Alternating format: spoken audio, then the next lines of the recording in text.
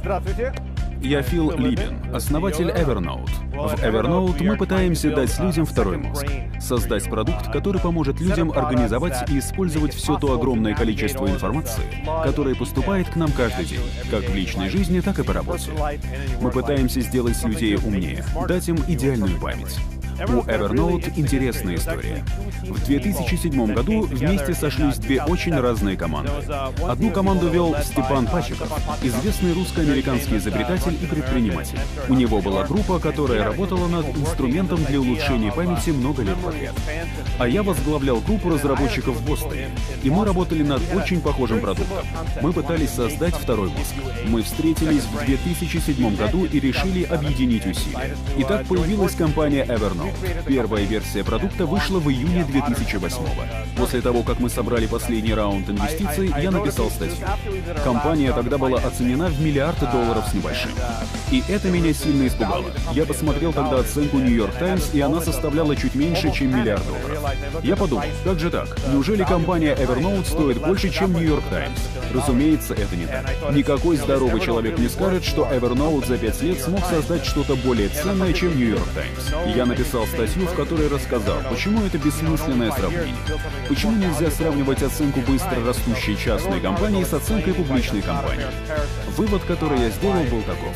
Мы, конечно, не стоим больше, чем New York Times. New York Times — это потрясающий легендарный бренд. Но мы гипотетически однажды можем стать ценнее, чем New York Times. И наши инвесторы верят, что такой день настанет. Поэтому оценка Evernote такая, какая она есть. Я думаю, самая важная вещь, которую надо понять всем, кто хочет стать предпринимателем, это то, что это очень плохая идея. Очень плохая. Большинство людей, которые хотят основать компанию, не должны этого делать. Если тебе в голову пришла идея начать свой бизнес, спроси себя, зачем? Почему тебе хочется это сделать? И если ты, например, хочешь заработать или получить власть или влияние, то не стоит для этого основывать компанию. Потому что предпринимательство очень малоэффективный способ заработать. Скорее всего, вы больше заработаете, если просто найдете себе работу и будете на ней лет 20-30 работать. И это мой первый совет. Спросить себя, зачем вам это нужно? Но если у вас есть хорошая причина для того, чтобы стать предпринимателем, если вы хотите как-то изменить мир вокруг себя, то у меня для вас хорошие новости. Сейчас самое лучшее время за всю историю Вселенной для того, чтобы начать свой бизнес. Все, что вам нужно сделать, это создать что-то, что будет нравиться лично вам. Сделать что-то для себя. Не думайте о том, какие у рынка потребности, о том, что можно продать, а что нет. Игнорируйте все это. Сделайте что-то, что вам нравится, что решает ваши проблемы.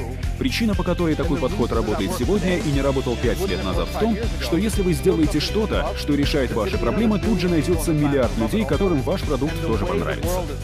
Благодаря планшетам, айфонам и социальным сетям этот миллиард узнает о вашем продукте буквально через день после его выхода.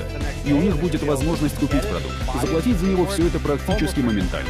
Так что сегодня лучшая возможность стать успешным. Сделать что-то классное лично для себя. Так что два моих совета. Первый. Не делайте это.